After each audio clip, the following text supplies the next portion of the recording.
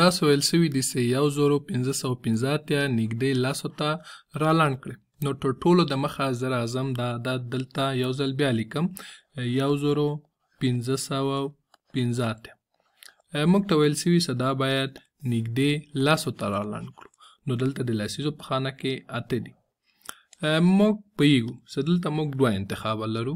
یو باید دا یا پاس خواته چې دا کېږي 1590 دته یې رالاند کړو، یا هم لاندې خواته چې کېږي 1580 یا باید دې عدد ته رالاند کړو.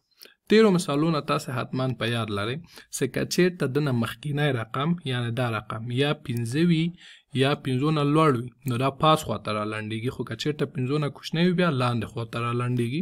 نو دلته دا ګورو چې دا دلته 5 ده، نو داسې 5 ده دا پاس خواته رالاندېږي، یعنې چې دا عدد 1590 ته رالاندېږي.